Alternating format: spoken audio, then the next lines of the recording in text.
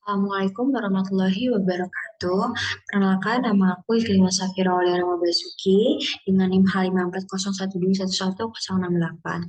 Di sini, saya akan mendemonstrasikan analisis ARDL atau Autoregressive Distributed Lag dengan menggunakan eViews dengan data yang akan dipakai adalah data harga emas ini. Gitu. Oke, pertama kita buka eViews-nya dulu.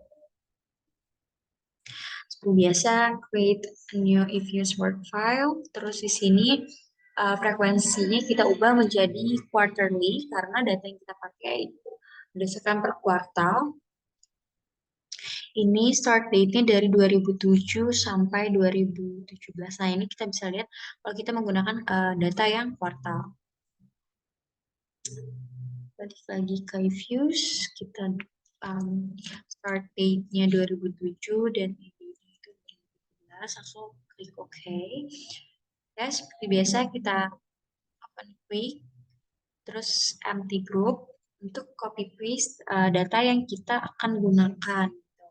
Ini kita copy paste aja dari harga emas ini sampai permintaan emas, karena variabelnya di sini itu yang digunakan. Balik lagi, terus kita paste aja kayak biasa. Nah, untuk variabelnya ini kita ubah sesuai dengan variabel tadi datanya ya. Ini berarti harga emas. Oke, terus sisanya tadi nilai tukar dolar.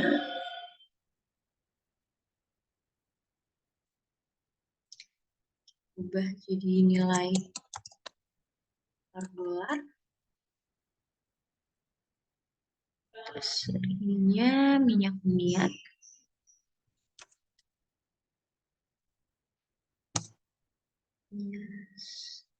Terus dua terakhir itu permintaan emas dan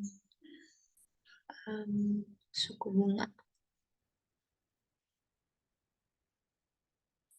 Berarti suku bunga dulu. Ini harus berurutan ya, sesuai dengan datanya. Kalau tidak salah. Terus terakhir permintaan emas. Kita lihat datanya betul. Oke. Setelah itu kita bisa lihat di sini sudah ada variabel-variabelnya. Nah, perlu kita ketahui bahwa ARDL ini beda dengan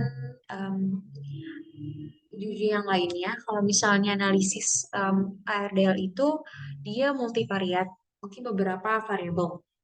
Nah, seperti contohnya di sini.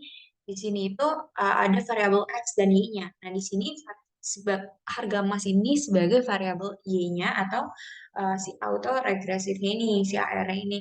Kenapa? Karena di sini harga emas itu variabel yang dipengaruhi. Nah, variabel yang mempengaruhi atau X-nya itu di sini sisanya kayak minyak dunia, nilai tukar dolar, permintaan emas, dan suku bunga itu adalah sebagai variabel X1, X2, X3, dan X4 gitu. Oke. Setelah itu kita cek aja satu-satu, kita uji stasioner. Ini tuh variabel itu stasioner di berapa gitu. Ini biasa kita coba di level dulu. Ternyata belum signifikan. Kita coba langsung ke first difference. Ternyata untuk harga emas ini stasioner di first difference gitu. Oke, lakuin hal yang sama ke variabel lainnya. Coba di level. Belum signifikan karena 0,3 masih lebih daripada 5%. Kita ke first difference. Nah, minyak dunia juga berarti first difference ya, sama kayak harga emas dan nilai tukar dolar.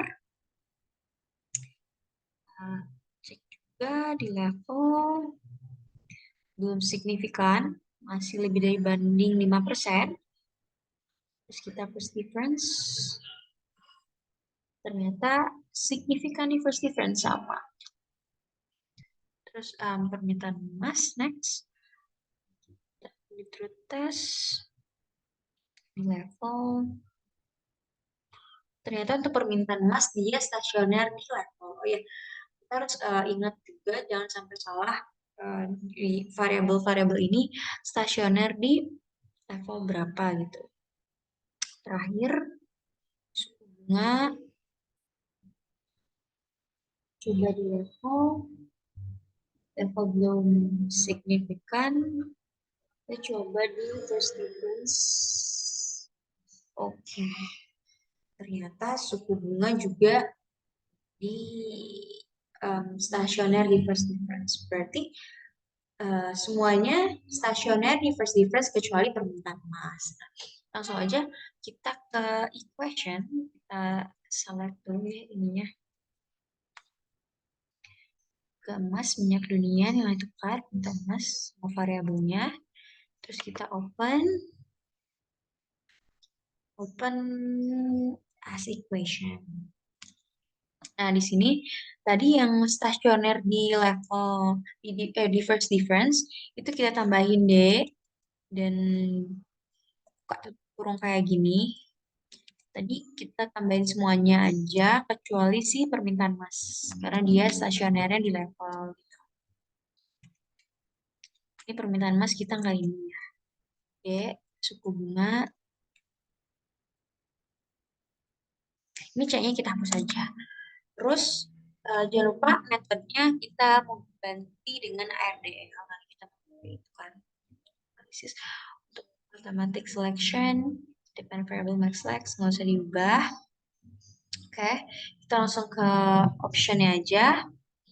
Kita option, kita Akaike. Oke, kita coba dengan model Akaike, kita oke. Supaya kita bisa lihat like-nya ini berapa gitu. Nah, kita bisa lihat di sini like dengan model Akaike itu 13042. Berarti data ini tuh bisa dianalisis gitu datanya. Oke, bagus. Kenapa? Karena di sini si variabel Y-nya. Nah, kalau di RDL ini variabel paling depan ini Y, sedangkan 3042 ini variabel X1, X2, X3, dan 4. Nah, salah satu syaratnya ARDL itu variabel Y-nya ini tidak boleh sama dengan 0. Berarti harus sama dengan 1. Harus lebih sama dengan 1 gitu. Kalau untuk X-nya boleh sama dengan 0 gitu. Berarti variabel ini um, berarti dengan model ini aman ya di FI. Terus coba kita cek ke bondnya. Kita ke sini, ke bondsnya kita ke long run firm. Oke. Ini kita mau lihat si value-nya sama I1-nya. Nah, kita lihat si statistik si value-nya ini harus lebih besar dibanding I1-nya. Dan kita bisa lihat di sini tuh udah lebih besar daripada si I1-nya. Berarti memang data ini bisa digunakan. Cuman kita harus compare juga dengan model yang lain, model si Squares ini. Nah, kita langsung coba aja ya. Tadi ingat-ingat ini segini ya guys. Ini estimate. Langsung aja kita ganti ke Squares. Oke. Nah, di sini kita lihat like-nya ini 10001 berarti memenuhi syarat juga karena si Y-nya ini tidak sama dengan 1 gitu. Terus kita lakukan hal yang sama, kita cek lagi si long run firm and bond stacks-nya. Kita cek ke bawah. Nah, ini values ya statistiknya ini juga lebih besar daripada I1-nya. Tapi value-nya ini lebih besar dibanding yang dengan model AKI tadi. Berarti data yang semua ini lebih bagus untuk kita gunakan gitu, untuk kita analisis gitu. Nah, terus kita lihat errornya ya. Coba kita lihat errornya di coefficient terus error correction firm. Nah, kita bisa di sini. Nah, syarat untuk ARDL itu juga koefisien itu harus minus dan si probabilitasnya ini juga harus signifikan, which means data ini memang udah bagus banget karena ya koefisiennya pertama udah minus gitu. Terus juga probabilitasnya juga udah signifikan 0,00. Terakhir kita mau lihat jangka pendek, meramal jangka pendek dan jangka panjangnya. Kita ke view, kita ke coefficient, kita balik ke long run verm and bond facts. Oke. Nah, di sini kan ada dua tabel ya. Tabel pertama ini untuk jangka pendek. Nah, kita lihat di sini mana aja sih yang signifikan gitu, yang nggak lebih dari 0,05% gitu. Di sini ada harga emas, cuman harga emas ini kan variabel Y-nya, variabel yang dipengaruhi gitu. Nah, selain variabel Y ini, kita bisa lihat si suku bunga ini ternyata yang signifikan. Berarti di jangka pendek ini, cuma suku bunga aja yang mempengaruhi harga emas gitu. Nah, untuk variabel jangka panjang itu kita lihat variabelnya nggak ada yang